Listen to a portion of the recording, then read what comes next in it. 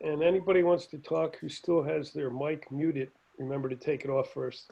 Otherwise, you feel really funny when mouth's moving and no one can hear you. So yeah, why don't we, I think Brock's spot on, and we are now recording. Let's go around the circle and who are you, where are you, and why'd you show up? Is that enough, Brock? Oh yeah. Fine. You want me to start or? Go ahead, Chief. I'm Charles Two Dog, Chief of the United Western Lenape Nation, and I'm in the tribal office here in Kentucky. I pass the stick. Okay.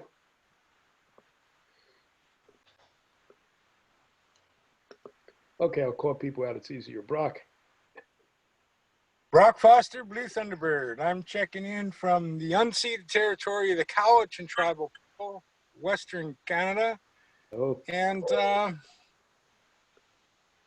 I'm here because it's always my philosophy to co-create community. And I'm in with that. Oh. Oh. Skilla? Did I get that right? Okay. I'm Scylla, and not Scylla. Skilla, but Scylla. Thank you. Sorry. I'm here. My origins are Celtic, Scotland. I'm in the other part of the world, in Australia, part of the eco-village development in New South Wales with art. And I think I just have a calling to come and just participate and see how your wisdom can influence the evolution of our community. Oh. Thank you. Oh. Ooh. Bruce. Yeah, I'm here in Sydney, in Waterloo, Redfern.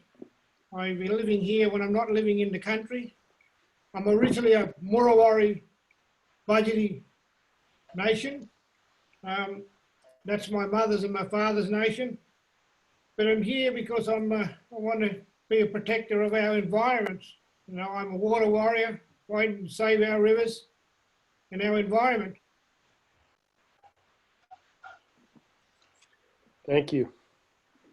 Cheryl. My name is Cherryl Castle. I live here on Maui in Hawaii, and I am a water protector. I am right now very much into sustainable living practices and eco-friendly lifestyles. And I'm here because I'm hoping to be able to learn from all the people here who I'm sure have done a lot more than I have. And I'm just grateful that I can participate. Aho. Tanja.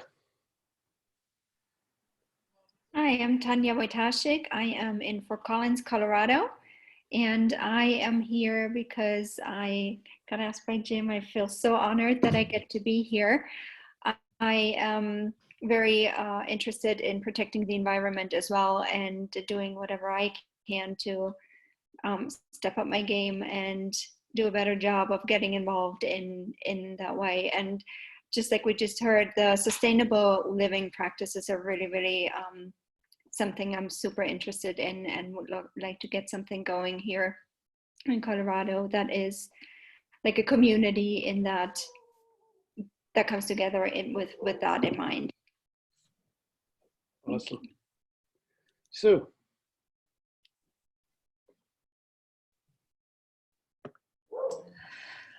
I got it. Hi, I'm Sue, and I'm in Pennsylvania, right next door to Mr. Jim here, and near his office. I'm just really wanted to connect with all of you and just get myself back into the swing of just what we're all here about, to really make a difference in this world and help protect what needs to be protected. And that's pretty much it for me. Good. And the other one with a wonderful name, Jim, who I don't know. Cool. So how close to Philadelphia are you in Pennsylvania? Oh, 50 miles. Cool. So we'll get to know each other someday, I hope. So Jim Katona, I'm calling from Philadelphia in the United States, in Pennsylvania. So I am on this call at the invitation of our brother Brock, and I'm eternally grateful for the invitation. And I can make up a bunch of story, but the reason I'm here is to hear the brilliance and the wisdom of the women on this call. Yeah, and everything else that goes along with it. Yeah, thank you. I'm in. Thanks, Jim. Who am I? Oh, Art, my brother from down under.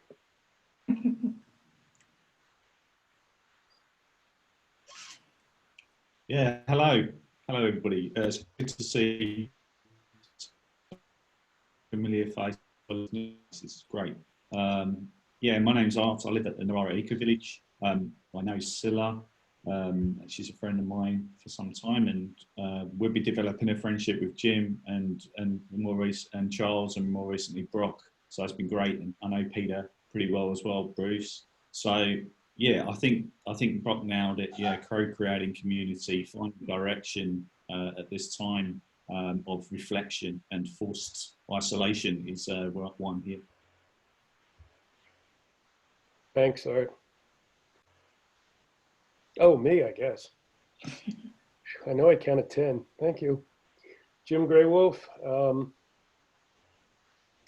Not quite sure why I'm here, except after, well, we had a call a couple of weeks ago. That was, I think I put it in the message, that we had at the request of a young woman in New Zealand, Timmy, and her group, who are trying to put humanity back in humanity, compassion back into humanity. And so after we talked to Timmy for about an hour, she left for another meeting, and 5 of us hung on here, and it really, really was powerful. And I got this sense when we got off, and it got stronger over the next couple of days, that this needed to happen again.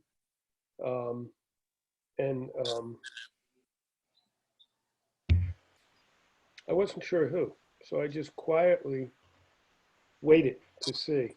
So I invited some people. Some of you are here. A few couldn't make it that I called in already.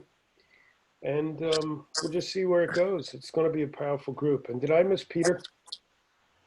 I think I did. I'm lousy at math. I'm sorry, Peter. Hi, everyone. I'm Peter Thompson from Sydney, just down the road from Bruce. We're in the same town, not far from Art and Scylla.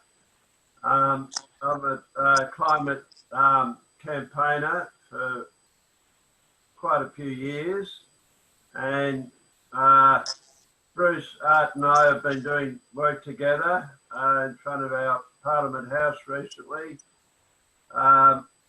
So we've been pretty active with climate. I've just discovered the backyard garden, so I'm wanting to form a group called the Buddha in the Backyard. I'm a practicing Zen Buddhist practitioner. So yeah, that's pretty well a summary for the time being. We had a great group last time. I've just had my breakfast here. That's what time it is here. I tried not to follow Donald's instructions about injecting with disinfectant. I like what Donald, I like the way he muses, but sometimes they gets a little bit way out there, you know. Thanks, everyone. Thanks, Peter. I'm glad you did that. Don't be drinking that down. Okay, so, wow. Anybody have anything else to say after we did the introductions? Jim, if you allow me real quick while we're here together. One of the things as an elder in general, I wanted to relate to women on this. And grandmother, I do see you. Bless your heart, I love you so much. I wanted to relay this is that I want to sit in this circle with the men and the grandmothers and the grandfathers here. But to the grandmothers, I thank you for all you've done. And for the women in general, that without you, there would be no life whatsoever. You are life givers, and it is up to me as a man, as a warrior, or as anything to always bow to you, and I do it right now. And thanks to all the women and the life givers that give this life. Oh. Oh, thanks, Chief. Oh, I'm thinking for an opening prayer. Bruce, would you be willing? Me? Bruce. You want me? Or Bruce. Me? Yeah. Are you willing? Yeah, well, I want to just acknowledge the gathering today. I want to acknowledge the spirit that will guide us and protect us over our lifetime. I want to pray for Mother Earth, that are feeling it at the moment. That I pray that more and more of us will come together and be protectors, start protecting our rivers, our Mother Earth and everything's on it. I pray that we'll go through a journey. This is only the beginning, but it starts that we're, from little things, big things grow. I think that we're in it together. I think the spirits are calling us now.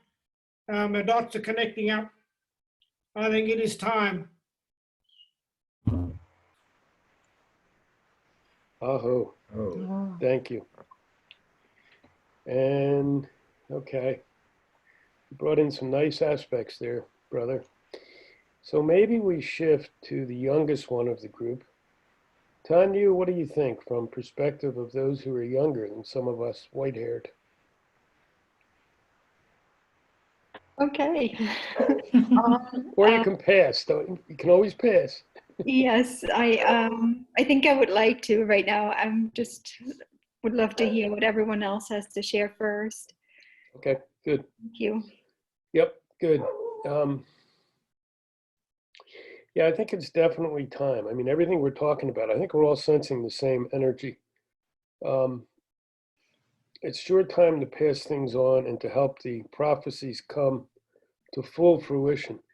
For me, I'll just say what I'm thinking and then throw the talking stick in the middle. I'm watching so many of the prophecies I've been taught for the last 40 years start to play out. And I find it fascinating because I didn't know if I was going to be here or not. I was starting to doubt it, and now suddenly, boom, here it is. I think we've already seen the Phoenix crash in flames. We're definitely in a time of chaos. What comes next is up to us. And some of us, as elders, are supposed to have gathered not only some knowledge, but a little bit of wisdom along the way. And I certainly hope we have. My thoughts on this circle, as we talked the last time, the 5 of us, was that together we start to fill in the pieces. And I showed a rock that I'll show it again, some of you weren't here. This just came up when Sue and I were taking a walk one day before they shut us down.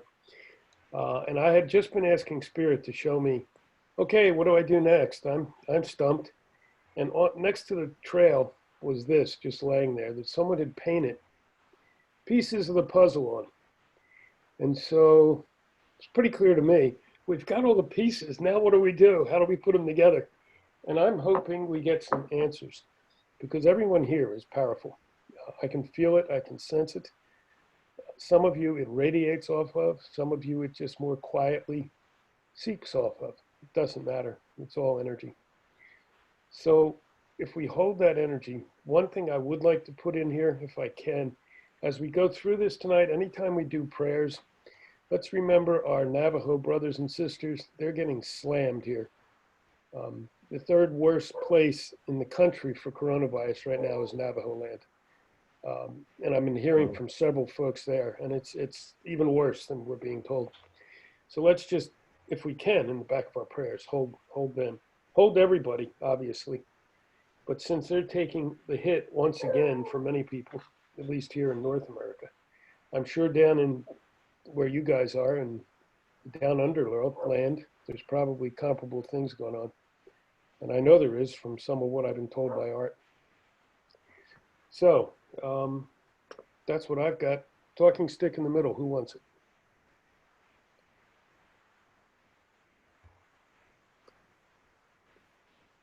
I'll pick that up. Brock here.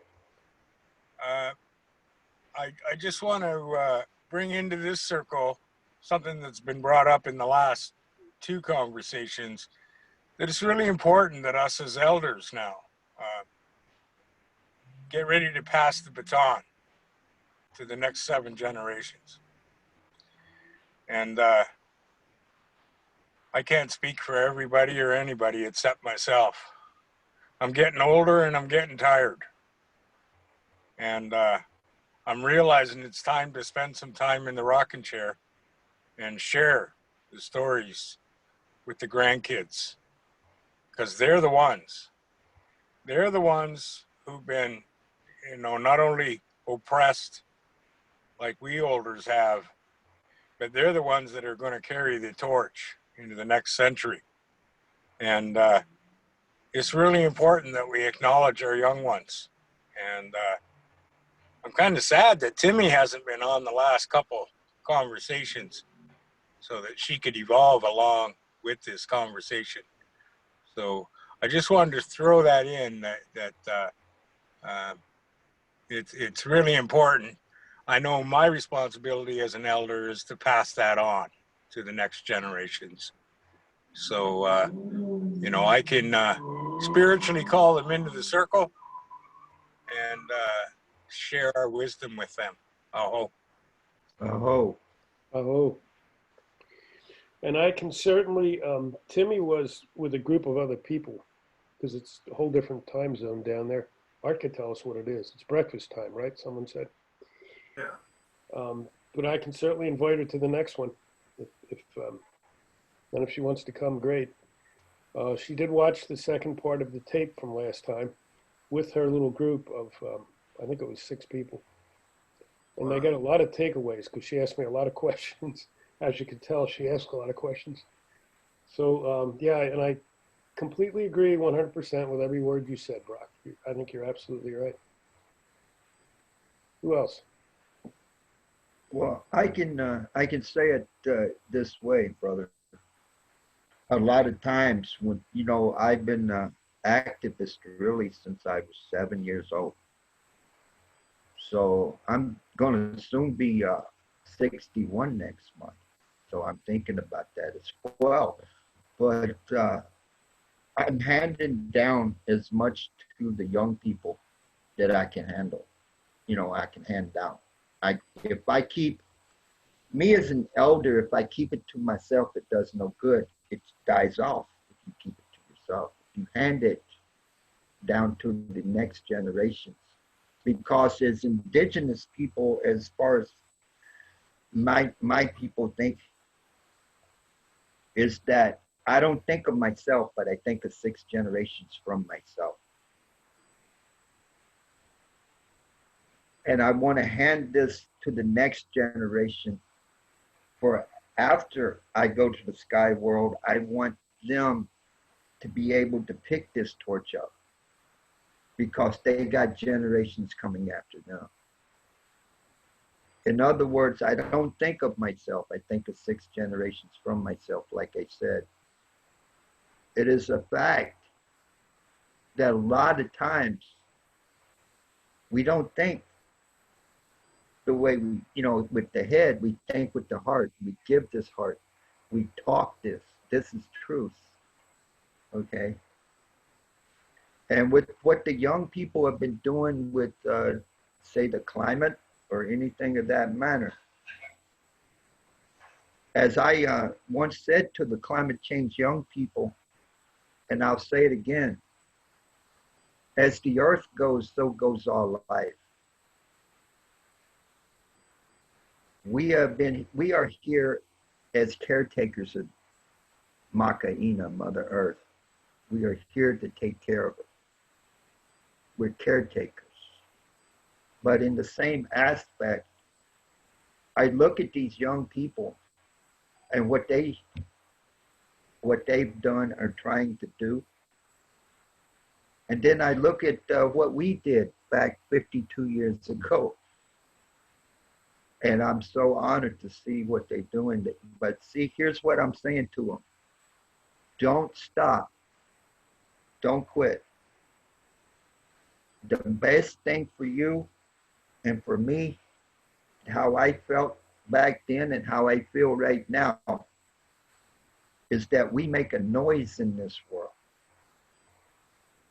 Even if it's a little squeak, even if it's a little word, even if it's a little thing, even small words have power. And for every action is an equal reaction. So if you give that, say, good energy out to someone, you will get good energy back. And for those who give that good energy back with you, walk with them, talk with them. Because here's what I'm thinking right now, brother, then I'll let it go. What my nation has started to do is not to look, this is not looking at the color of an individual. That ain't what it's about. We're all the human being. Black, white, yellow, red are the sacred four directions. And we can talk with each other. Because most of the time when I meet someone is, I always say, hello, my relatives. My relative. Because really we are. No matter where we're from. We're related. So it's able to talk to each other and start understanding that, you know, ceremonially or culturally, we may be a little different, but as the human being, we're the same. Thanks, Charles. Yeah, absolutely right. And the more I work with the young people, the more impressed I am. I don't think there's any chance of them stopping. And just watching and seeing how much they understand, that it probably took me my first 4 decades to understand. And I'm talking about the ones who are 17 and 18. It's just fascinating because it's needed right now, therefore they have it. I guess I've been lucky to be able to work with some young people, people in kind of in between my generation and the real, like Tanja, like Rebecca, who couldn't be here, who are the ones who can take what we pass on, and then they can also work with the ones even younger. So we start to have that continuity, and that's what I'm seeing form. And it gives me a lot of confidence that this can be done. Because you're right, I mean, how much longer can we go? Charles, compared to me, you're still a young man. That's nice. But we're all getting a little weary now. The bones are getting a little weary. Jim, I can say it like this, brother. When I started most of this, most of the young people that I was being an activist with or whatever, or marching, were actually 10 years older than myself.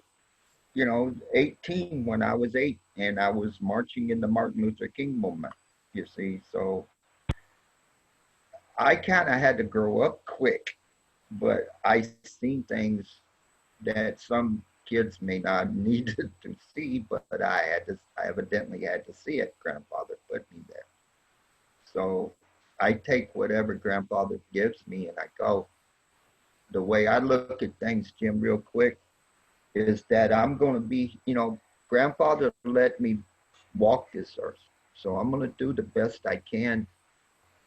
And I'm going to continue to stand, continue to talk, continue to walk, continue to peacefully fight until grandfather tells me he's ready for me to go home.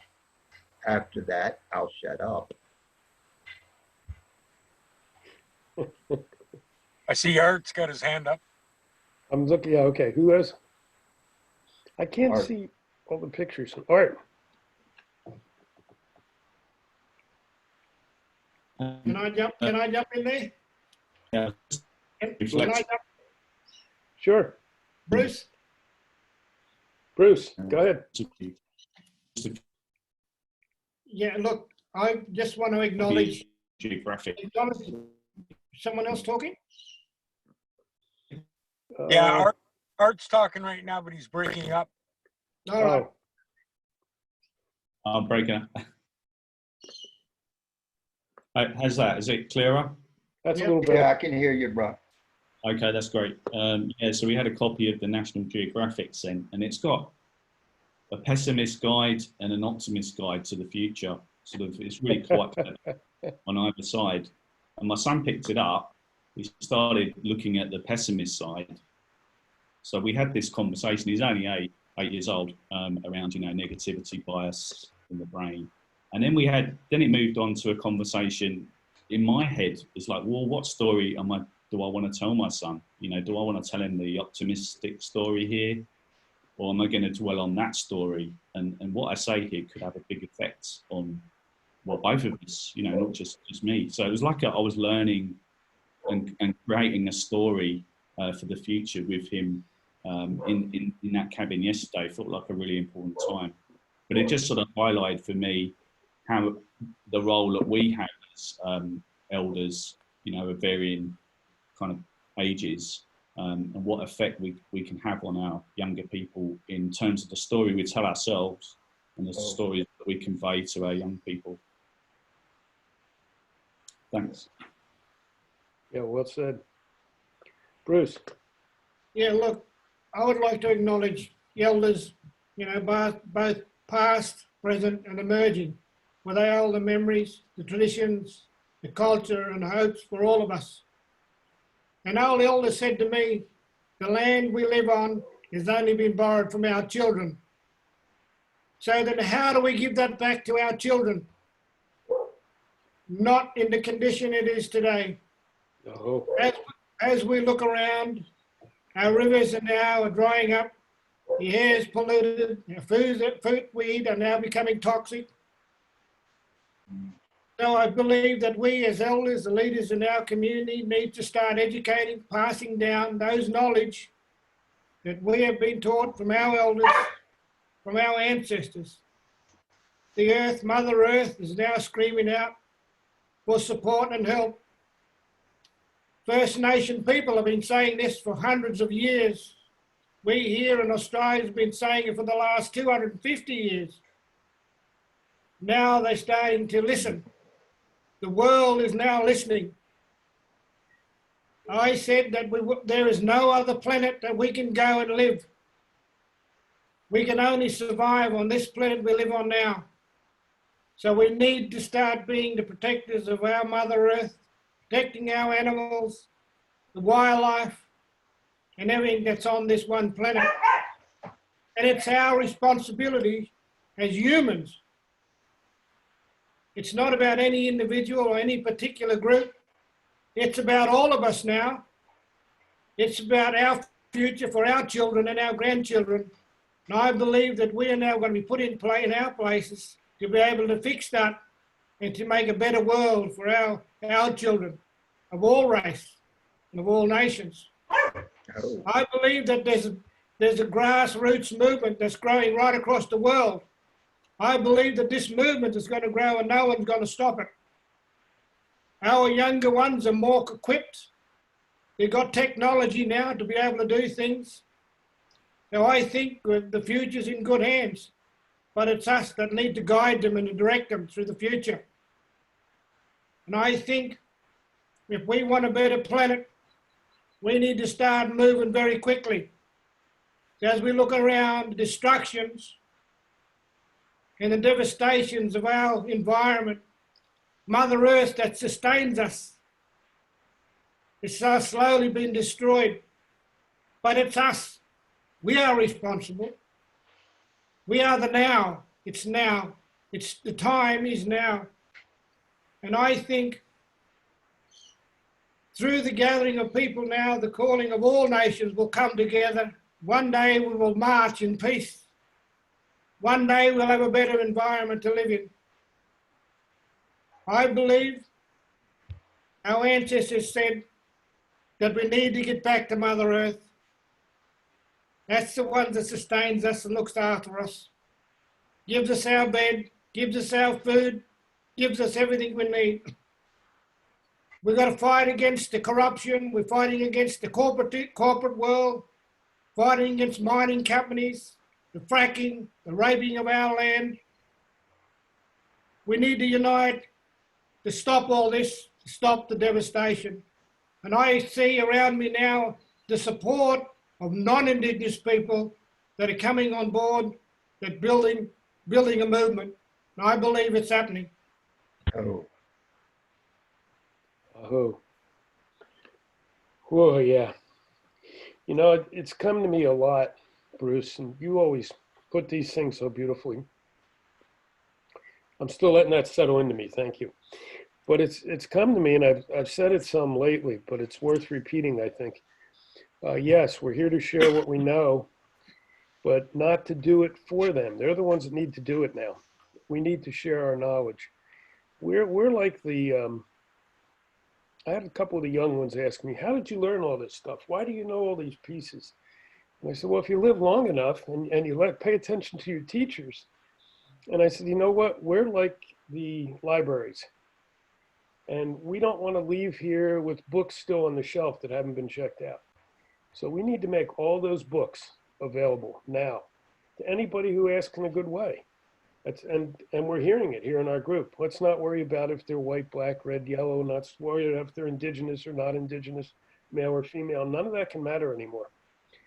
Because I guess the only thing I would say a little different than you, Bruce, is I think it's happening right now. I think we're starting to stand up right now. And when I see these young people stand up, we can't right now because we're all stuck inside. But even that's part of what's going on. We're standing up inside. That's okay. Jim, the revolution's already started. Exactly. Thank you. Yep. yes. You got it. I'm done. Next. Well, you know, one of the things real quick I would like to say before I hand it one more time is, Bruce, brother, you said it all, man. I want to give you that honor. And brother, you touched my heart, my man.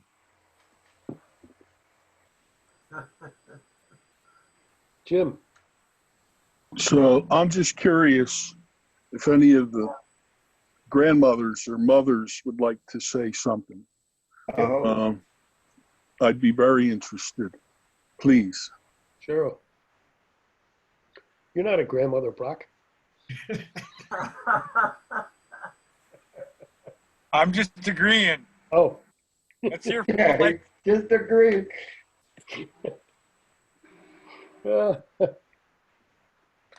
You're on mute, Cheryl, please. Thank you.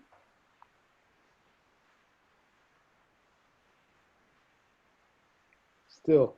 Okay, can There you? we go. All right. Yeah, we hear you. I just want to thank Bruce because the energy that you were putting out while you were speaking was so overwhelming, and it brought me to tears. I resonated with everything that you said, and I'm so grateful for you. And it makes me want to give thanks for all the First Nations, for first of all, because without them and their unwavering faith and strength, I don't think any of us would be here during this call right now.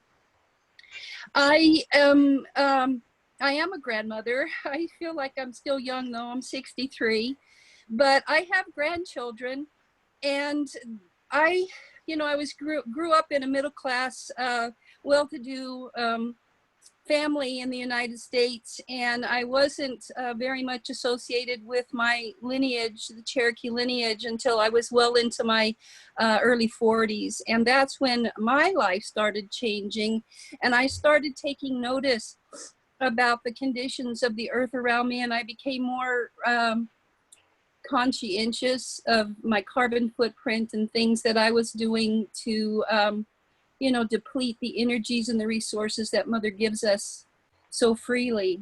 And I decided to start with my children and my grandchildren and teaching them the concepts of loving one another and being unconditional, and holding on to the belief that all of us are one family, that we don't have any, there is no separation between us. Only people create barriers and borders. Mother Earth doesn't have any barriers or borders. And as they were growing, you know, learning the love of the land and learning to be out in nature most of the time and being respectful and learning how to gather our herbs from the wilds and always giving thanks and leaving our offerings and our prayers before and after. And realizing that teaching them in just the simple ways, teaching them to give thanks through prayer and dance and drumming, enlighten their spirits. And I see that now. My grandchildren my two oldest ones are 18 and 15, and they are on the path to creating a better world for the next 7 generations. And these young people that have come up to the forefront globally that are so impressed in their hearts to make this a better place and to hold accountable all of the powers that be that are trying to oppose them. They bring me hope. They make me realize that these children are coming in more prepared than, let's say, my generation in the late 50s. They're more empowered to see a deeper vision of what could be possible for humanity. And I think that they have to be, because the conditions of the earth are so much more depleted than they were when my generation came into being.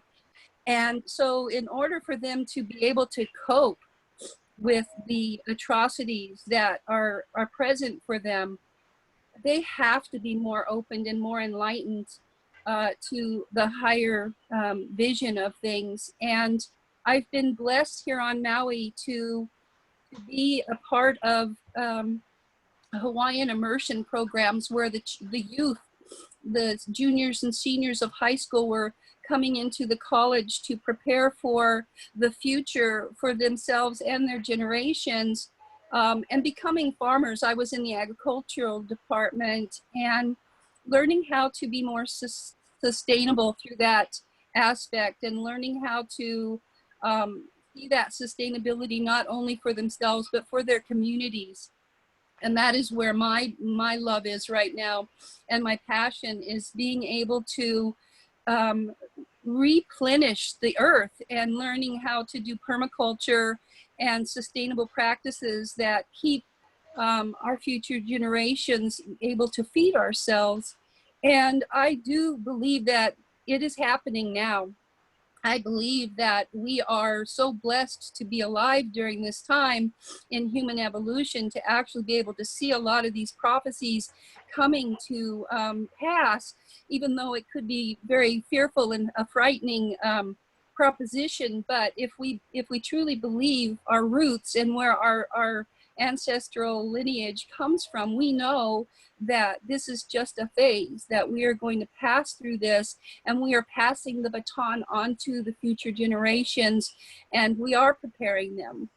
We are preparing them through the examples that we set on a daily basis in our lives, and how we deal with all aspects of our life, and how we step forward and step outside of our fears. I was a very fearful, very timid type of person, and I still feel that timidity standing here before you and talking, because I feel like you are all more enlightened than I am, but I know that that is a false belief. That is just the part of me that is based out of fear, and I'm learning to step outside of that zone of fear.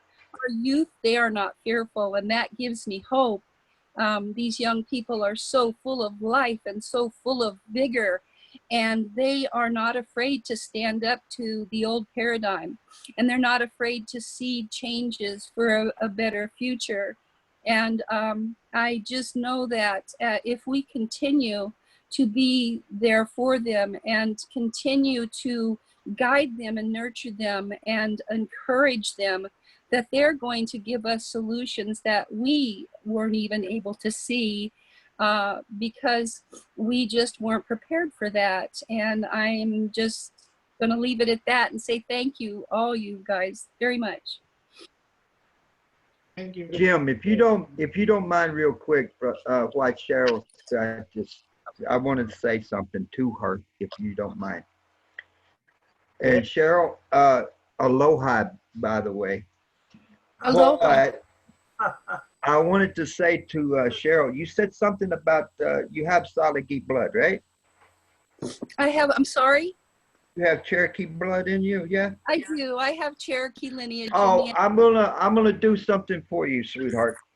I'm gonna give you a couple of words, okay? Thank you. Number one, Cherokee. Let's look at this. It's Salagi. That is one of the ways you say the name of the nations, okay? But here's what I'm gonna do. If you ever want to go out as a Cherokee lady, okay, and just say hello, how are you? So I'm gonna give this to you real quick, okay? Osio, hello, Osio. Osio. Dohichu. Dohichu. Dohichu. Osio Dohichu. Hello, how are you? I wanted to give that to you. Mahalo. Thank you very much. Osio Dosichu. Osta. Ostada. Ostelo. Okay, so to bring in, Cheryl brought in the plant nation very well too, as she was speaking. Now we have to bring in the animal nation, so I got to call on Sue to do that. Gee, I want to say hi to Cheryl and Tanya. It's good to see you too. Awesome. Yes. It's good to see And you. two dogs and everyone else. I mean, the wisdom of all of you speaking and all to come is just totally amazing. And it's just, it's all heart. It's all heartfelt. We just all need to stay within our heart and just be who we are meant to be and enjoy what we have and what we can bring. And what we bring to the world is just our presence and in the little things. It doesn't matter, you know, how large or how small, it doesn't matter. And I know for me, I'm the happiest when I'm in nature, when I'm there.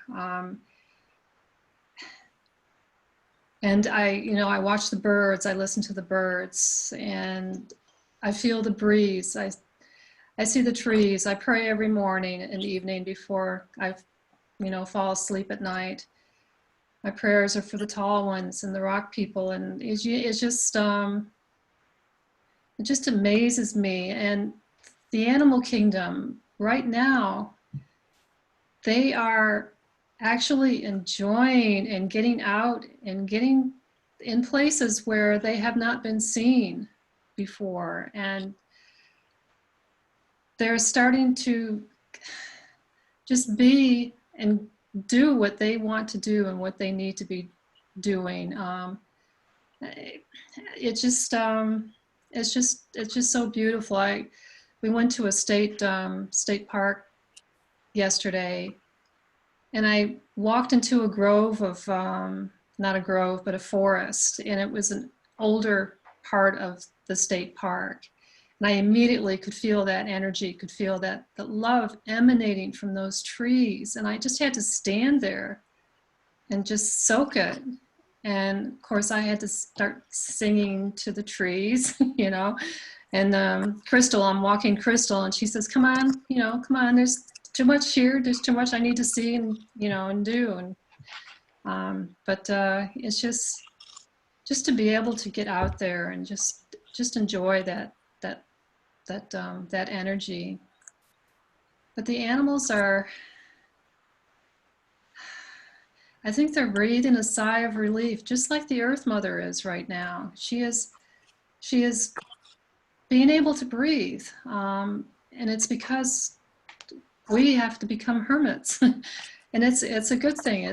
Everything that's happening right now is just so powerful and so needed for everyone. And I'm just, it's needed for the earth. It's needed for humans.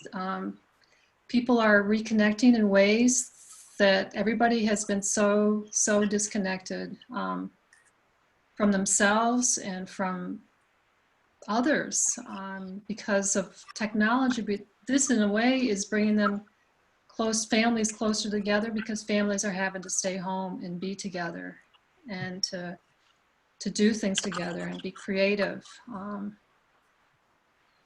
And it'll be interesting to see when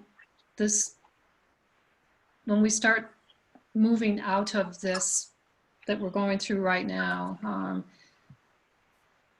It'll be fun and interesting to see the changes, and there's going to be lots of changes. And I feel that the young ones, especially, I mean, that's the conversation here. The young ones are really, I believe, really going to be stepping up even more than what they have, what they have been.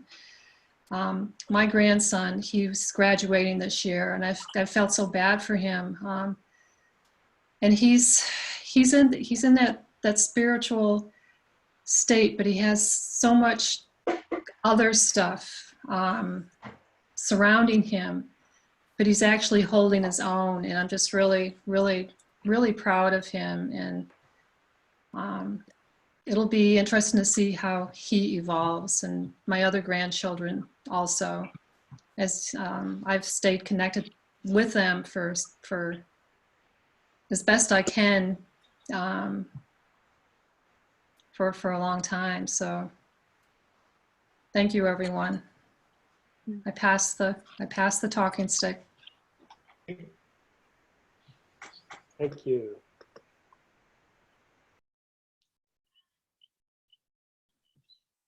Yeah, silly, good. I'm very grateful to Cherryl and for Sue and everybody else, but to hear that voice come through those beautiful women and is wonderful. And what Sue said connects very much with what I've been feeling about humility. The arrogance that humanity, which is only 2 letters different from humility, has had in believing that the earth is there for us, I think is being so beautifully turned on its head by the fact that we are not able to be so abusively present, if you like. That the same in Australia, we lost billions of our native animals in the fires before Christmas or over Christmas in January. But what we're seeing already is the emergence of many animals into spaces that have been released back to them. I won't talk much, but there are 2 things, and they're both, again, H is obviously the word that I have in my mind, because humanity, hope, and horses are the other 2 words that are in my heart. Horses have been my channel into the deep connection with another sentient non-human being. And horses very nearly became extinct through human emergence. And if it wasn't for some kind of a fluke of their evolution, they probably would have become extinct. But we used them to dominate and to become the imperialists and the dominators over the planet. It was the horse that actually enabled them to do it. And yet horses for me are the example of one of the most pacifist, adaptable herd beings that we have. And I know they're deeply, deeply connected to many First Nation souls. And I think that for me, somehow the horse has actually given me hope. I don't know if you can see that, it's probably back to front, but a lot of my work has been with people and families involved with child protection and domestic violence and young people committing offenses. And one of the things that I tried to bring there was hope, which can be deconstructed to mean helping other possibilities emerge. And I think that that's what this group is about. It's about the other possibilities. Maybe humans might not survive, but the earth will. Mhm. And so it would be wonderful if our grandchildren were part of new possibilities. And I believe that that's possible. Mm. That's all I wish to say, and thank you. Oh, it's beautiful.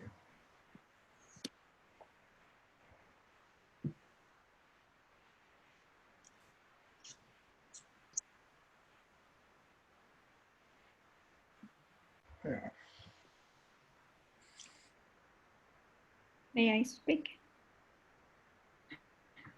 All right, well, I'm gonna go ahead. I'm just so grateful to be part of the circle and to hear everybody's input. It's just wonderful to have this discussion with you all.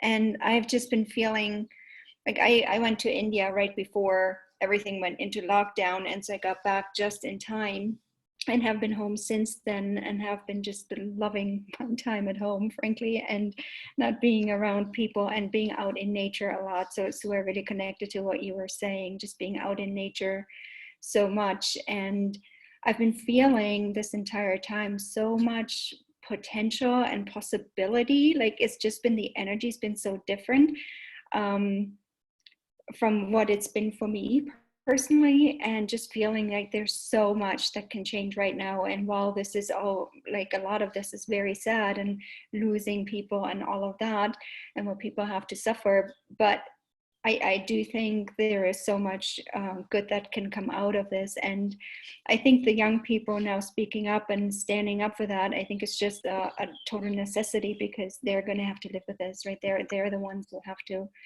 to deal with what's been happening and what's being created. And I think it's just sad that unfortunately humans, I think, are just wired that way, to wait until the last possible moment to really take action. I think that's true for a lot of people, unfortunately. There's very few who have the foresight, and those are the people who have been talking about it and have been taking action for a long time. But I think the majority are people who are going to just wait until last minute, until they have to. And this time is now, like Bruce and others have said, this time is now. We can't wait any longer. And I think this is why we see such urgency in the young people. And it's fabulous. It's just so fantastic to see that that they're doing it, that they're standing up, that they're speaking up, and that they have all these options. And I think we're going to see a lot. I think we'll see a lot of creativity. I think this is going to inspire a lot of creativity and a lot of inventions and a lot of things that we haven't even thought about, right? That are going to be just wild to be able to help us proceed in a way that's hopefully a little more sustainable. And I'm just so grateful to be a part of all this, and to be alive right now. And this week, as I was watching the live streams, the Earth Day live streams, which is really empowering and very inspiring for me this week. I've just been really feeling into the desire to connect with the younger people, which is not something I've ever really had a desire for, right? And I don't know anybody in that age group. So I've been sitting here all week thinking about how do I connect with these people. It's so important that everybody goes to vote so we can move forward in a way that hopefully will be in a sustainable way, and with people leading us that actually believe in climate change and that will do something to make some changes. So it's been very present for me. So how do I reach young people? How do I connect with them? How do I get them to vote? Like what's important to them? And all of this has sort of been percolating. So it's been an interesting week, and just so grateful to be on here with all of you. Thank you. Thanks, Tanja. You know, when I was Sue and I were in Fort Collins for, I don't know, 4 or 5 years. And it's still one of my homes for sure. But I was working one-on-one and in small groups with people teaching some of these things. And that's how Tanja and I met. And she certainly was. I can't think of a good word, star pupil. She was the one who got it the most. I don't even know if she knew it at the time, but she did. So what you just did, Tanja, is you just connected with those young people. So now all you have to do is sit back and wait, because they will find you. All you had to do was say the words, and you just did. You put it out there. So yeah, let me know when it happens. I'll be curious because they will find you. And if you do really need help with that, ask me, ask Bruce. Bruce is connected. Who else is connected with the young ones? I'm not sure. But we can certainly connect you with some, and then they'll just move you along, because I really think we need all the generations connecting now, from the oldest to the youngest, and more than we ever have. So yeah, thank you. Great words. So Peter, should we try now? Do you have any?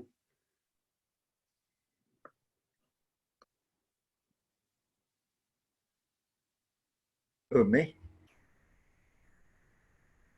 You want me or Peter? Peter, yeah. Peter, you're on mute, my friend. Thank you. Right. That's really good.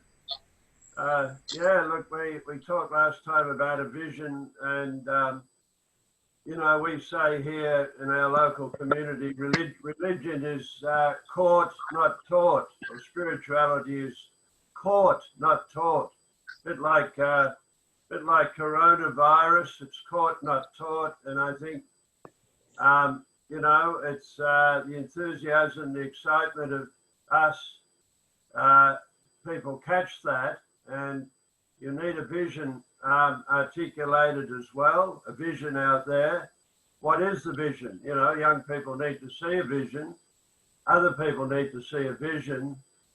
And in my Backyard Revolution page, I've just got up on Facebook, I just got food, energy, transport, just to encapsulate the revolution we need to have.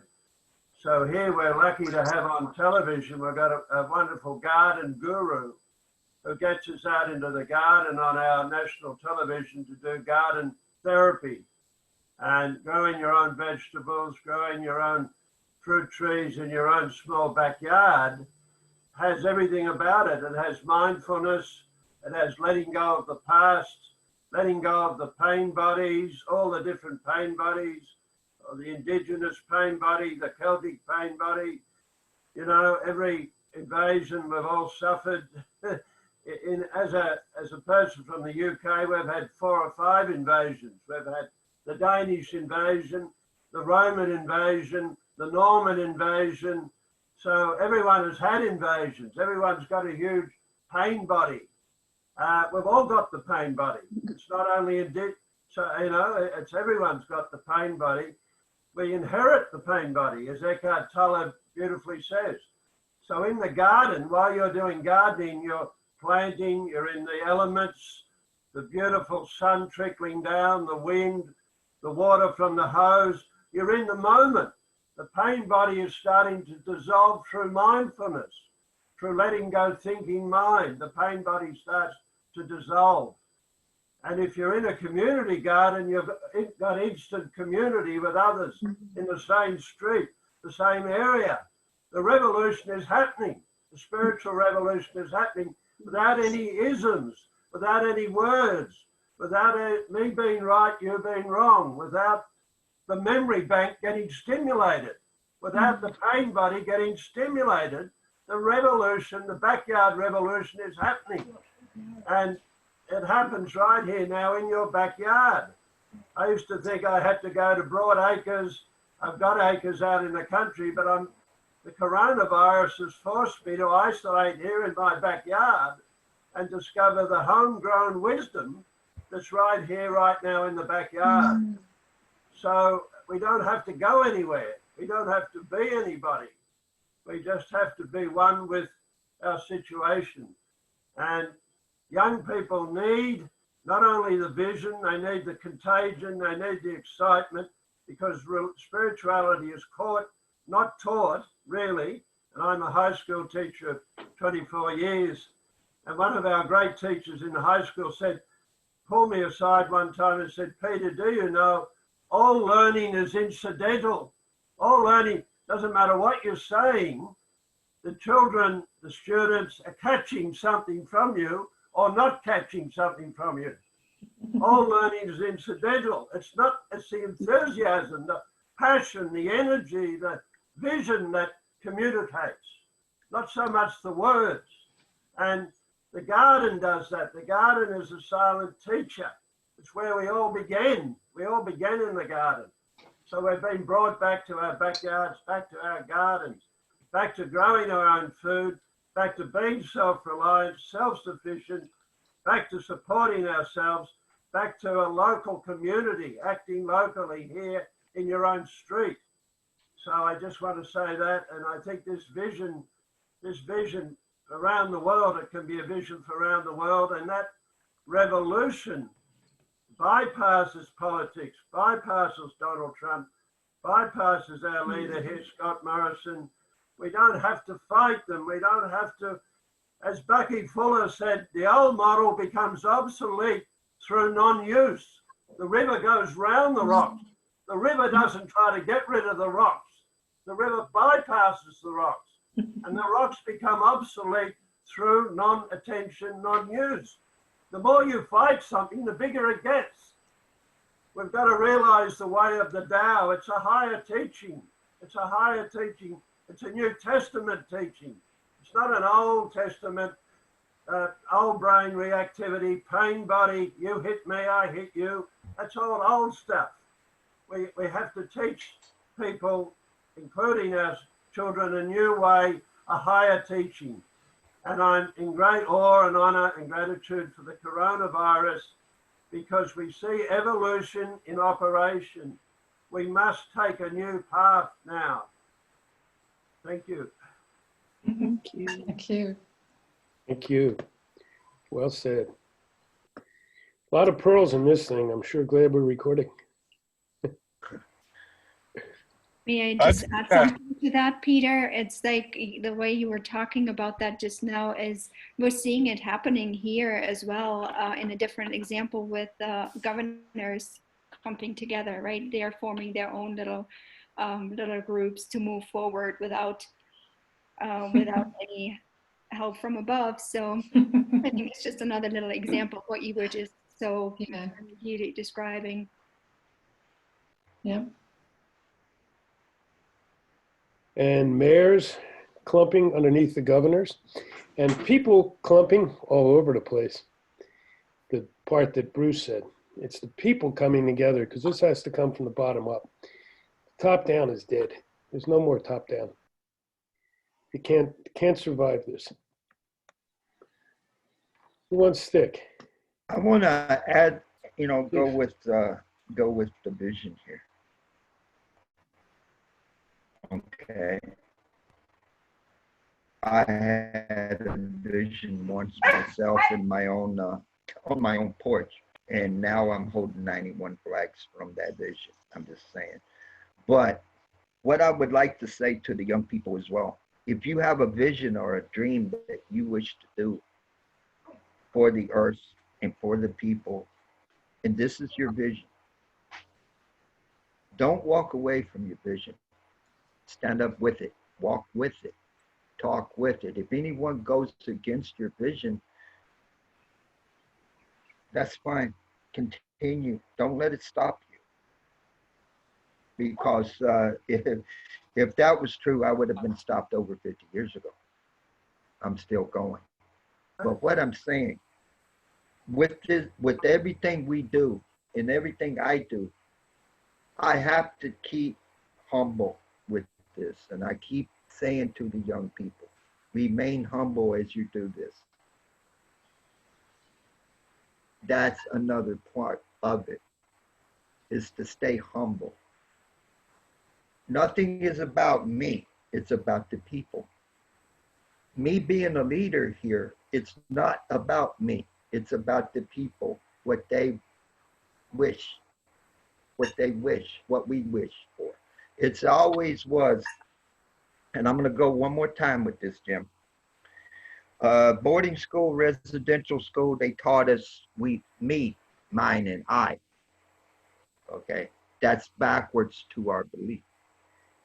Everything was we, us, and ours. If I speak or I get something done that I did, I always said we did it. I didn't do it. We did it. So everything is we, us, and ours. All right? That's that tribal way of thinking. Okay? Now, if you look inside your community, that could be recommended as common unity, if you think about it. And how your community works is start talking to each other.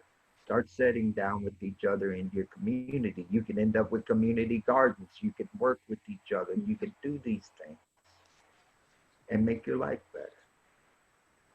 So always to the young people, don't drop your vision.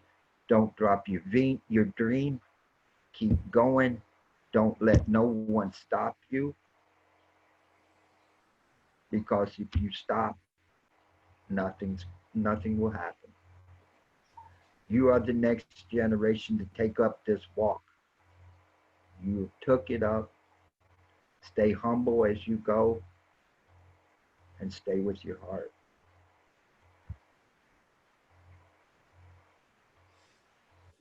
Thanks, Charles.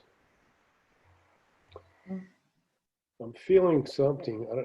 Bruce, do you have something else to share? Look, I want to encourage the younger ones, the younger generation that's coming through. But I want to say the spirit of Mother Earth is now moving across the land, and across the ocean, across the sea. That spirit is not only touching the hearts of First Nation people, it's touching the hearts of non-indigenous people.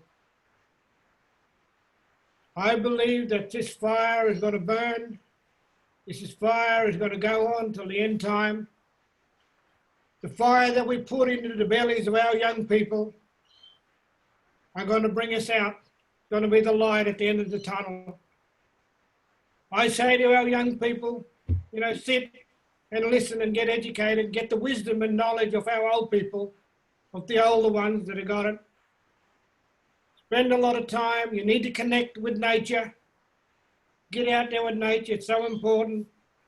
Like our sister said before, Mother Earth is going to be here when we go. Mother Earth was here before we was created. She'll be here when we all go. But I say be guided by the Spirit. Our great Spirit, the great creator, we call him Biami, created our universe for a reason. And he put us here in certain parts of this world. Now he's bringing us back together again. The dots are now connected. The stars are lining up. We got to believe it. The stars are now lining up. So our knowledge to our young people is so vital, is so valuable now. Our classroom is the world, the outdoor, out there, and nature. That's our classroom. That's where we need to sit and learn. We need to be tuned to the spirits of all creatures. Sit and listen. Mother Earth is talking. So I think to our younger ones, you've got the tools, you've got the skills, you've got the weapons now with technology to be able to change your world. Let's do it. Bring it on. It is your time to shine.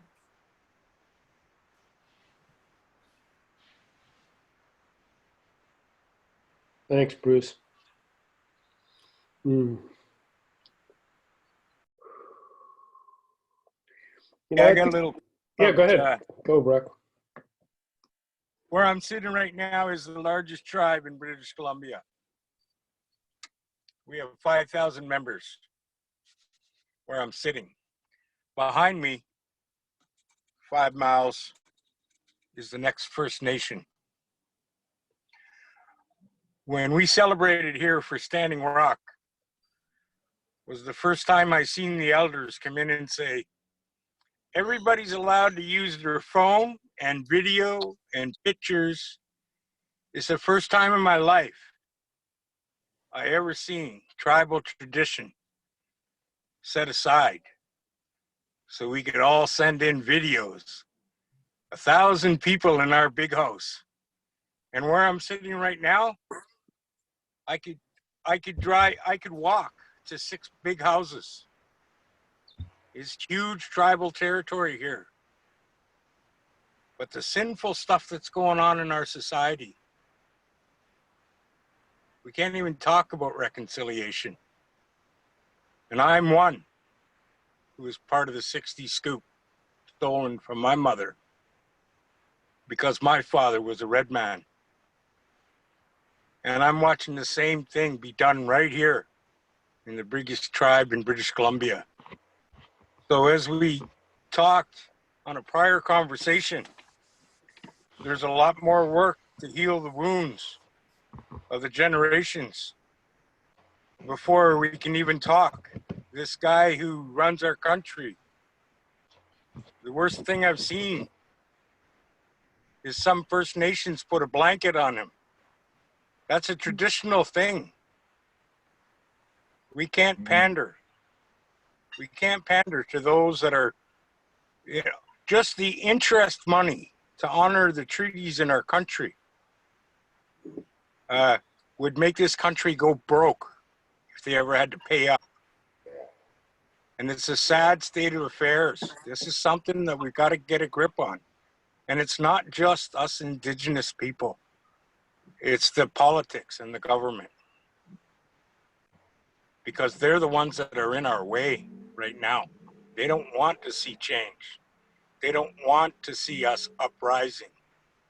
That's why they send us all home and tell us to stay there.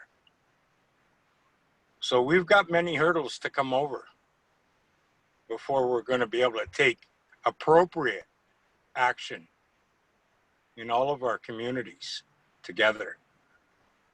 Aho. Aho. I guess for me, Brock, I'll follow on that one a little. As we continue to stand up and stand up from below, all the people, we will heal all those things, because that all came down from above. And you know, and you brought up Standing Rock, and you're right. When we were in Standing Rock, I watched people who have been enemies for generations embrace each other. Sue and I were there in our little camper, and we had people from Africa on one side. We had people from France on the other side. We had brothers and sisters from Standing Rock in front of us. None of us could understand the language of the others, but we all talked the same language. So I think once we start to change the systems, and I think that's what you're saying, and get rid of that top-down approach, which goes against, Charles and I have talked about this at length. It goes against all the old ways. We never lived this way in the past. I know my people didn't. From over in Europe, we lived in clans, small clans. And it's been impounded on us. And we're watching it play out. Yeah, and we've talked about various leaders. They're all one. They're all one. Your guy in Canada, Trump here, the character in Australia, whose name I don't even remember, the one over in Great Britain, Korea, China, Russia. I mean, do we have to go on? They're all one. They're all one archetype. And that's why they're there, because it's time for them to leave stage. Who wants it? Sticks there again. Well, let me go with him on this just for a second. They call this America here. What to us is Turtle Island, okay? We were able, we asked for we didn't ask these things. They made these treaties with us. They broke every treaty they ever made with us. We didn't break a one.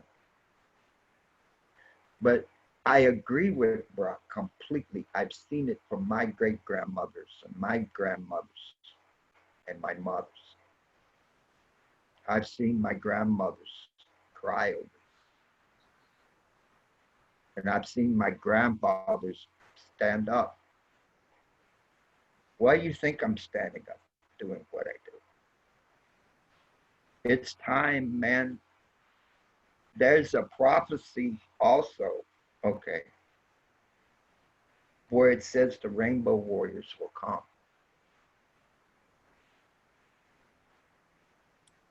We're here. Okay. So that prophecy is beginning to be fulfilled.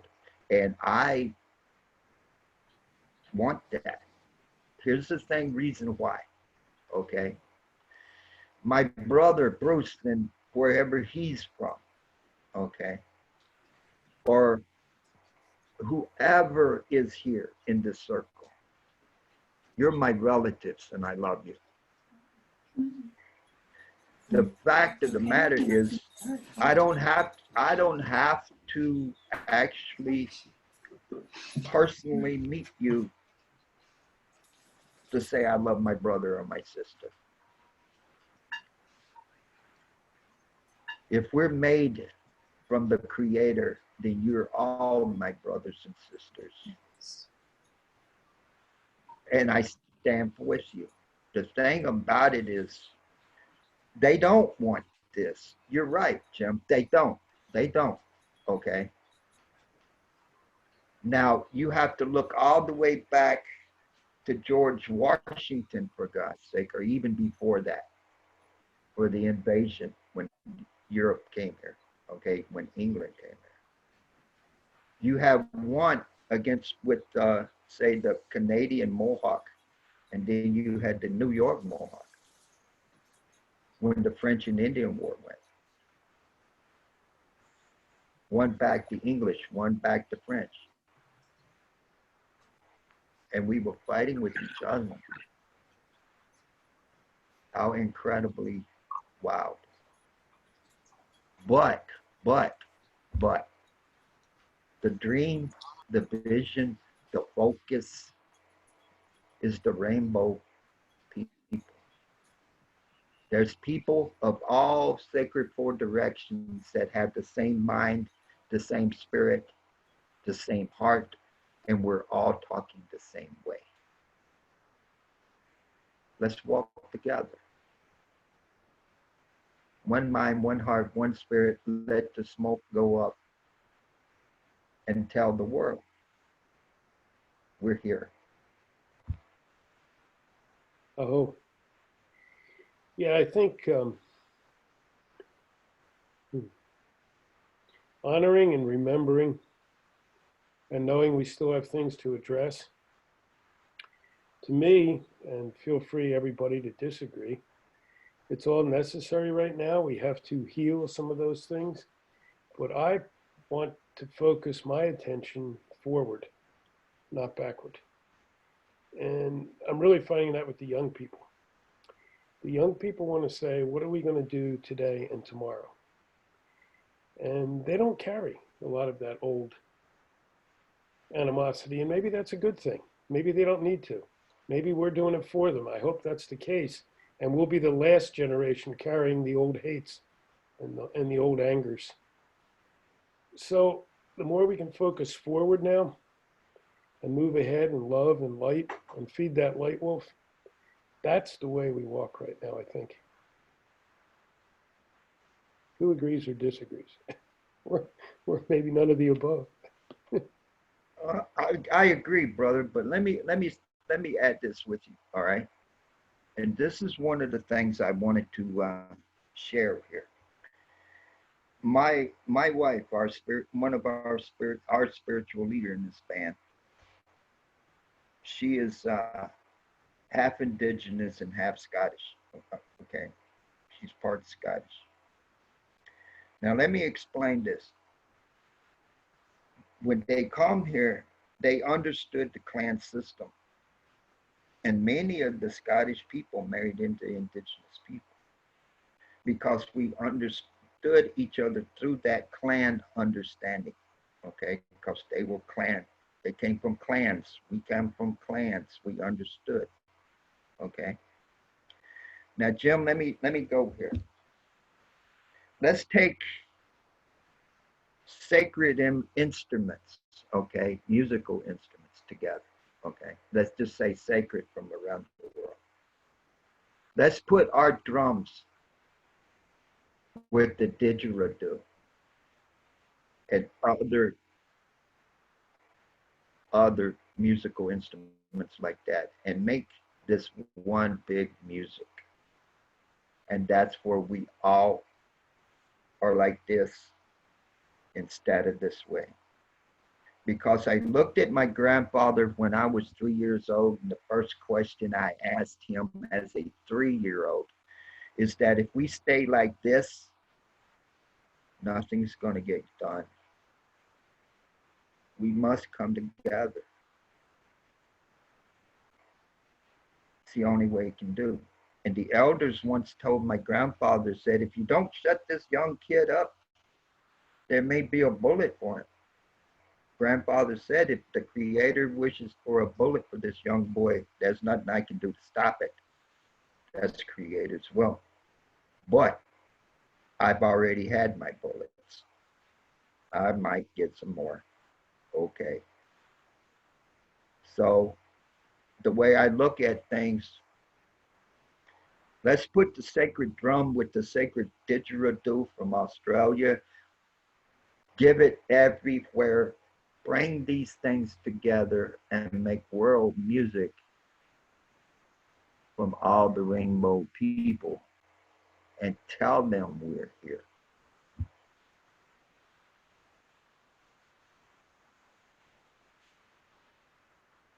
So I want to extend on that a little bit. That's something that we've had in our local tribes here when we talk about, you know, what's going on with the pipelines and stuff in our northern province here. You know, some of the elders say they'd like to get out and get involved, and the chief and the elders get together and say, you know, when we sit in circle with our drums and our pipes and send up our prayers, them young ones are out there on the line doing their stuff. But don't be fooled that our energy's not out there with them. And there's not a lot more powerful. I don't think there's missiles or bombs or anything that can touch the prayers and the drums of the hereditary. So that's a powerful, powerful thing. Oh, stick in the middle. Oh. Cherryl, are you? No? Can I just say, Yeah. I agree with a lot of the stuff that everyone's saying, but here we're touching on the sensitive stuff. Very sensitive. And I think, look, I believe that the past has got us to where we are today. I believe that we've got to acknowledge the past before we can move forward. My people, First Nation people, 500 different nations across Australia, still suffers from trauma. What's happening in the past. We call it generational trauma. Yes. Even though our children has never faced the suffering, they're still suffering with trauma. So I think we need to be a bit sensitive around that area. Our people need a lot of support in our communities. I agree with Brock, we're fighting up against a system. We fight not against flesh and blood, we're fighting the system that's been created by an evil regime. I don't fight against flesh and blood or people or man or woman. It's the system behind that's making all this decision, that's destroying not only our society and lives, but are destroying our Mother Earth and our environment. A lot of the policies in the past that affected my people throughout the 250 years still affect me and my children today. Yesterday we celebrate Anzac Day, celebrating the wars that Australia and New Zealand have fought in other countries, but not recognise the blood that was shed here in our country, on our land, the frontier wars. Why are not they being recognised? Where are they respect and acknowledgement and commemoration for my people that have fought in the frontier wars. We cannot forget those things. But we as people now need to start healing our community, healing the people around us. Not just the suffering of First Nation, now it's the suffering of all people. Oh, That's our response. But that's what we need to work towards. Don't you think as we change the regimes, Bruce, that as people, we can more effectively undertake the healing? The government and the system will not heal our people. No, that's right. The people will heal ourselves. Exactly. We have the answer. The answer is within us. Mm-hmm. We as grassroots people from the bottom, we are going to heal each other. And that's the coming together and socialize and bring dialogue and communicate with each other and learn of each other. And learn and respect each other's background and where they're from. And that's the healing. And I believe here in Australia, when we talk about reconciliation, it's not First Nation people that needs to be reconciliation, it's non-indigenous people as well. And I believe that the healing has to be all of us, not just one particular group in the community. I hope.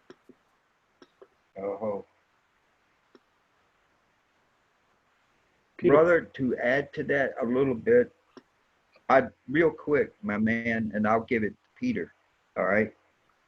But I was listening to one of the chiefs in Canada, and he was speaking, and what he said was, you've tried over 200 years to help us.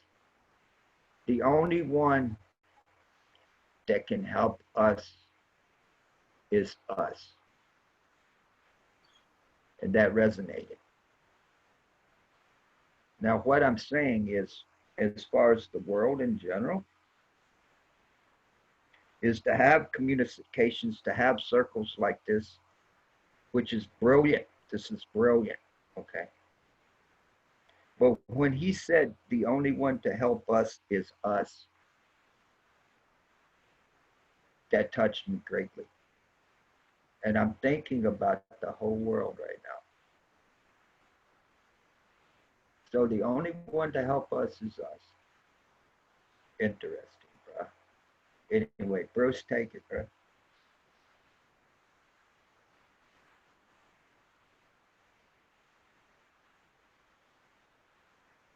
think it was Peter who was going to go next, and I'm not sure. I mean, I apologize. I meant Peter. Don't apologize. Go ahead, Peter. Great. Thanks. Thanks, mate. Hello. There we are. Yeah, Brock last time mentioned Bill Mollison. I was so happy because Bill Mollison originated, being the great patriot that I am. He came out of Australia, but he came out of Tasmania, but he formulated in a new way all the old knowledge that Brock, from Canada, from all around the world, people grew their food in a together in a cooperative way, not a monocultural way, like our modern way of farming. And the permaculture way, everything cooperating together, mixed together, brilliantly relating together in beautiful relationships, companion planting, keeping insects away, certain insects away with flowers and all kinds of amazing, and this is so creative and it's so in the moment. And I think the story of humanity, the story of the planet, whether we call it the creator God or this amazing evolution from darkness to light. And why was the darkness there? The darkness must have been created by the creator as well. So this game cosmic game that's been played out, has many levels of operation. I think the most important one now is people in living in this very moment, we have to let go of all the past I used to say to my students at school, I used to say, show me half an hour ago, bring it here now, show me it now, where is it? And not one student could ever, and I said, so, but I'll bring you a photograph. I said, that photograph is just an image of what happened half an hour ago. Where is half an hour ago?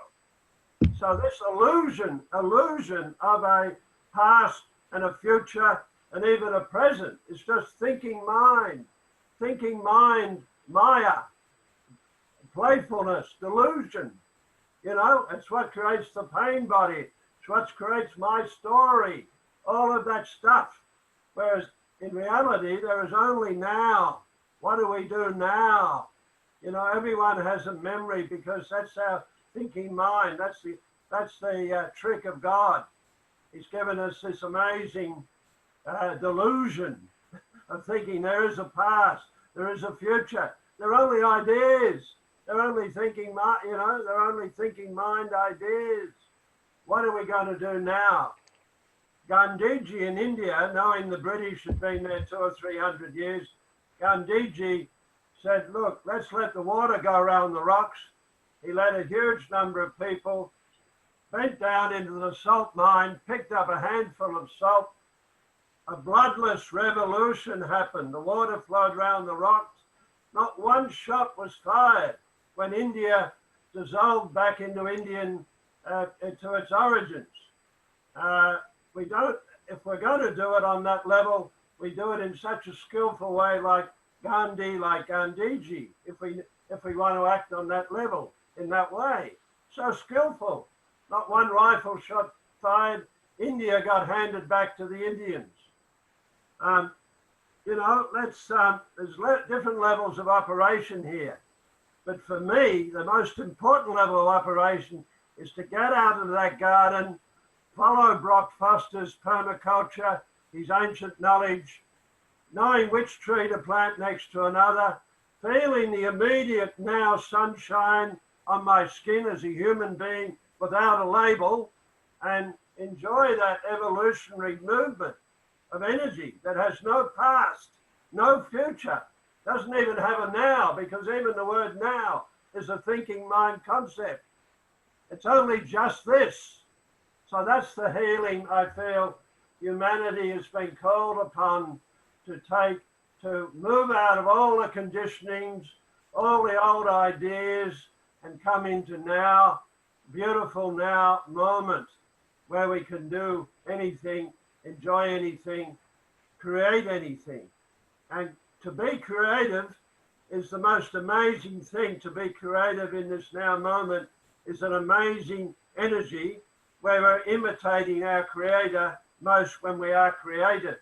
When I'm painting a picture, when I'm playing some didgeridoo, some music, some guitar, I'm imitating our divine energy when I'm being creative. Thanks. Thanks, Peter.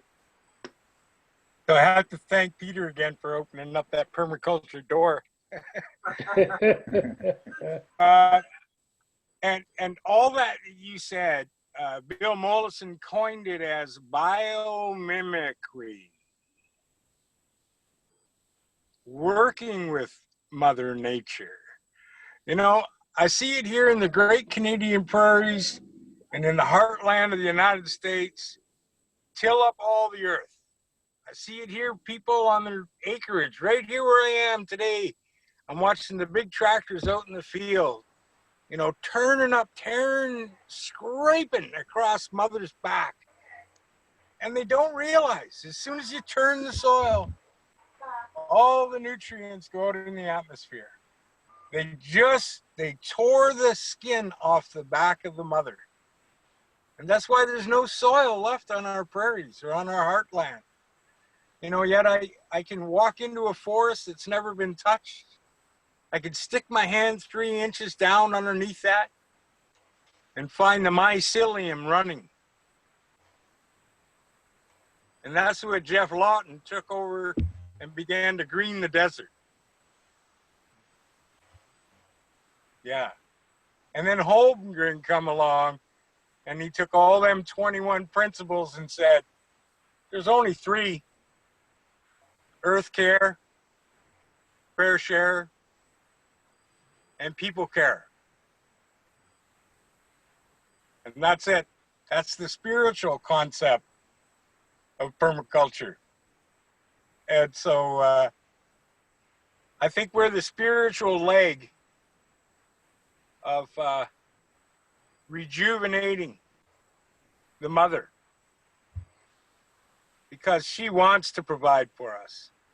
She is the life bringer and the life giver.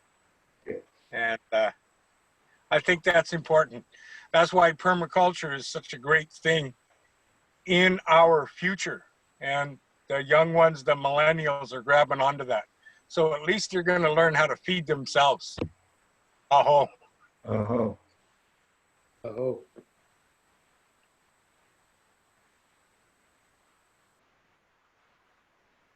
So I would just like to say that I'm very grateful to be here. And I spent a whole lot of time figuring all these creative little funny things I wanted to say, and they all just left. So I just want to say I'm very grateful to be here. And Tanja, and Scylla, and Sue, and Cherryl, thank you for your wisdom. Yeah, I'm deeply moved. Thank you for the love that you impart into the universe.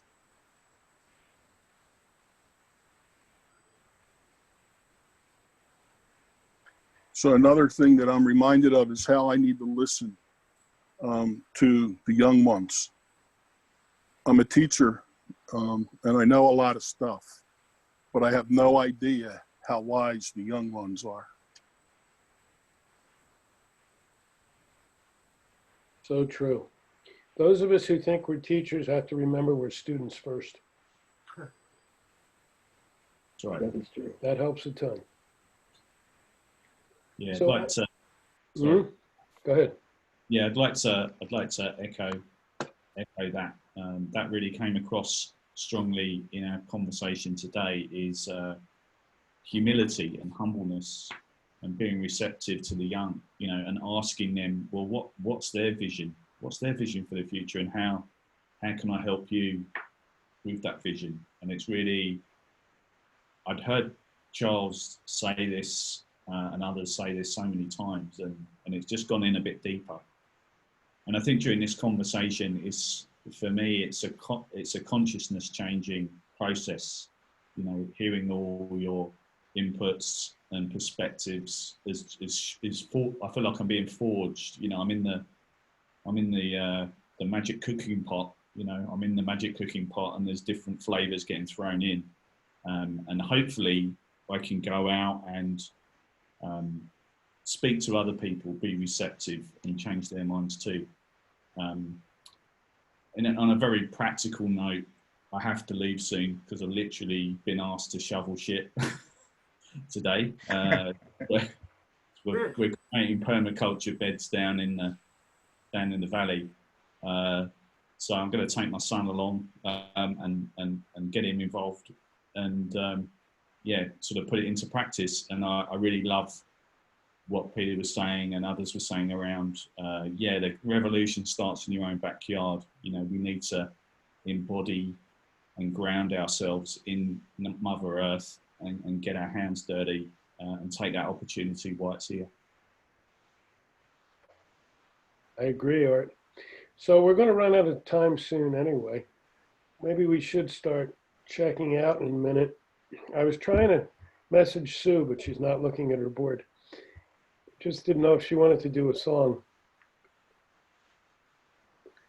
I just thought the grandmother song would be perfect here if you were in the mood.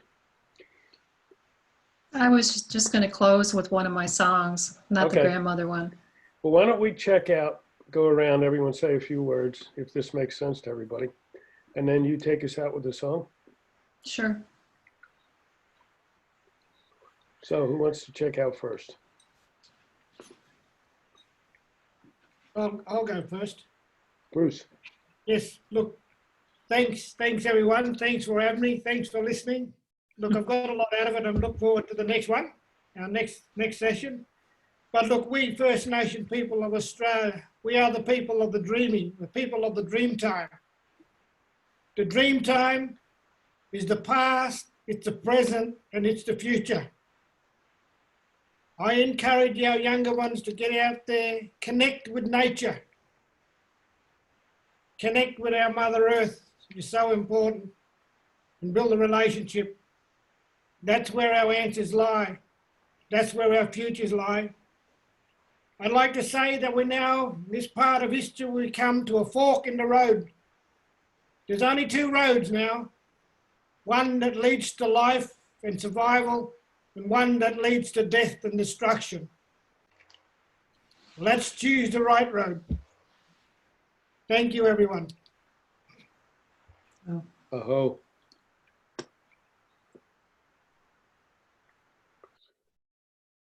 Next, sure, check out. Channel Grizzly, I'm checking out with gratitude. And I just, so my guy, yeah, Joy Tee Tude is a word that I created. It's joy and gratitude blended equally together, neither one in the front or in the back. And I look for joy and gratitude in every experience I have in my life. And so I'm checking out with Joy Tee Tude. And I'm aware that for myself, I believe that if someone believes that their God or spiritual leader is the best or biggest, that they're not thinking big enough. Their God isn't big enough. And I'm aware that the borders in the ground, that where we were born and whatever, and what flag we might have been born under, is thinking too small. We're much bigger than that and much more deeply connected. And I'm grateful for the connection here today. Thank you. It was Scylla, I believe, who had the hope stone. Yeah. And so I just want to twist a little famous quote and say, we all come from different paths, and all paths that we walk lead to home. Yeah. And I'm out with that. What a joy. Thank you so much. Thank you, brother.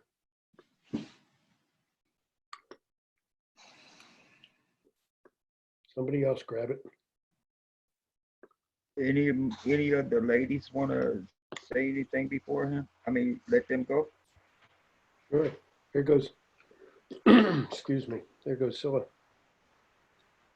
Thank you, everybody. And thank you for the reminder of home, because I think many of us feel sometimes a superficial lack of being at home. Many of us, through our intergenerational or this generational movements, have actually been dislocated. And so to be connected with a group of people who are weaving the threads of our universal and our planetary home is really encouraging and deeply supportive to what we need to do next to continue to build home in each of our hearts around the world. Oh. Thank you very much for including me.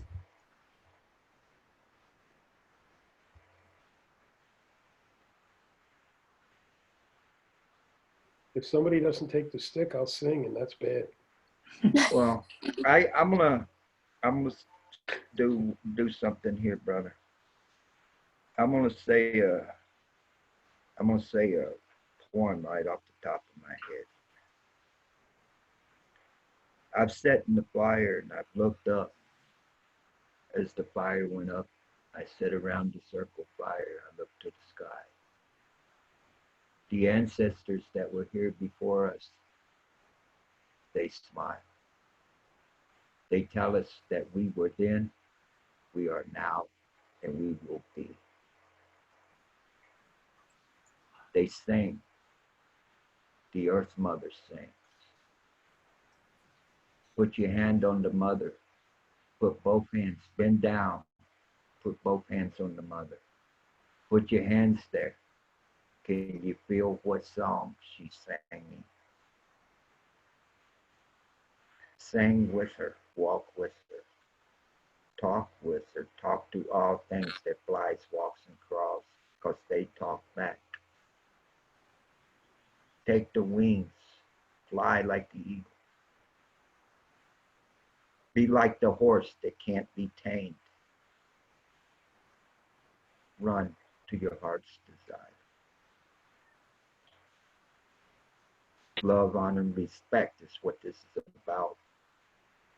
There's no even way to scream or shout. We can talk this way, love this way. Love, honor, and respect to your brothers and sisters.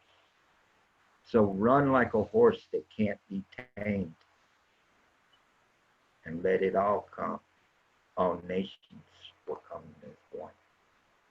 Thank you. Oh, thanks, Chief.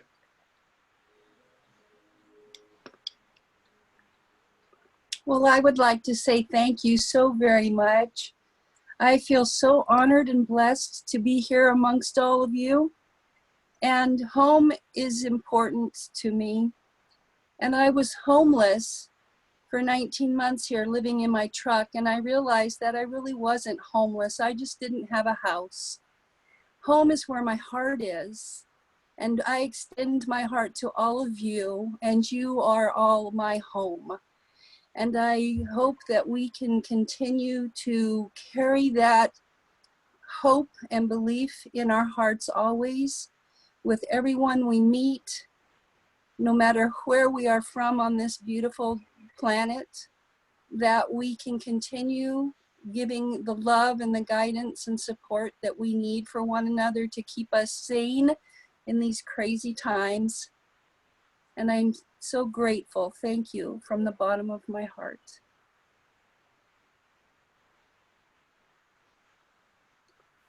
Awesome.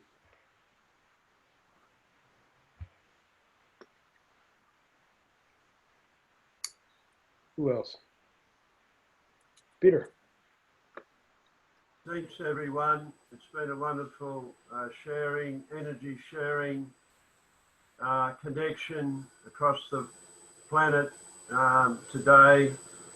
I feel using the permaculture image again. We've met here. There's been an oak tree. There's been a beautiful hibiscus over there.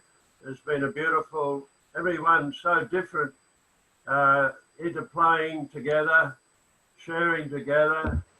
An elm tree, an oak tree, you know, in this permaculture garden where we live, called the planet, and across the waves, across the oceans, just such sharing, such love, such connection.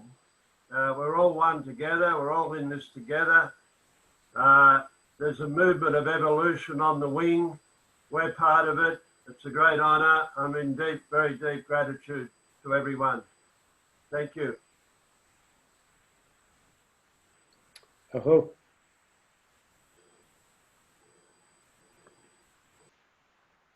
Tanja or Art?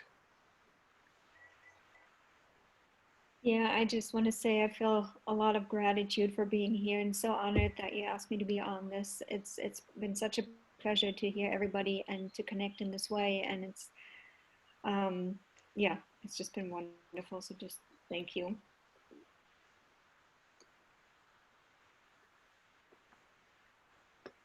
Art, was that your ending or do you have something else to? Yeah, just immense gratitude to you, Jim, for organising this, and you know, for everyone being here today. You know, like it's been said before, the right people here at the right time. I was really in particular to hear the grandmothers and the women here today. Really was lifted and added something really special and different. So look forward to the next one. I feel like I'm going away a changed person and lots to reflect on. Thank you. Oh. Brock, I can't remember. Did you? I'll give it a go. Okay. Brock Foster, Blue Thunderbird Man, Pipikau Pikwa Napu, Treaty 9 of Moose Cree First Nation, James Bay, Ontario. I'm a visitor to these lands, to the Cowichan tribe. I love to drum. I create drum healing and shamanic drumming. And I'm taking away the blessings from each one of you today. I am humbled and filled with gratitude. And thank you for sharing all your knowledge with me. So I have one question to leave us all to think about. What if we are from the future? What if we are here as the light workers, the way showers, the rainbow warriors, the crazy horse spoke about? The time will come when all the four colors will come together. I believe we're in that time. Thank you, each one of you. I wish to share my love with you, my gratitude, and stay safe. Aho. Aho. Yeah, it was, wow, what a powerful couple hours. It went so fast. Yes, we need to do more. I agree. And so we'll see who shows up next time. I will put the invite out to some of our young friends and see if they want to sit with us. I'm pretty sure some of them will. And we'll see what comes out of that. I love each and every one of you. And the couple of you who I didn't know before tonight, I realized I've known for a long time. So it was just a matter we hadn't come together in the same place yet. So I thank you all for being here. Art, thank you, but I didn't do anything except listen and put out a couple of emails. I'm good at that. I've learned to listen because each time I don't, I get kicked. And I'm tired of getting kicked. Too old for that. I just do want to give a special thanks to Charles, who's always there whenever I ask for anything. Of course, he's also my chief, so there's a double thanks. But to Bruce, because Bruce, we haven't had a chance to talk for a while, but each time we do, I come away with remembrances. He opens things up in me that sometimes I've forgotten. And that's a lot of what his people do. The dream part put me right back 30 years ago when I was sitting with my two Aboriginal friends at that time. Friends, teachers, students, we shared roles. And so Bruce, keep your people dreaming the dreams, because it's the dreams that will help us now move forward. And in that way, we feed the light wolf. And thank you. Thank you all. With that, I'll turn it over to Sue for her words, and she can take us out with a song. And I have a feeling I'll see you all again very soon. Thank you. My words are the song that I wrote about 3 years ago now. We get some extra sound there. Mike's off. My dogs agreed with it. I'm surprised these guys aren't going crazy. Okay. Be at one with your spirit as you walk here on this earth. Know that love that surrounds you was there for you at your birth. Every day is a blessing, sacred journey as you walk. Take the time that is needed to be one with who you are. Mother Earth really needs us to be whole and honor her, for she needs that love around her to be fruitful and give birth. So be loving to yourself, so your love can shine throughout. Being all that you can be will bring that love to all around. Be at one with your spirit.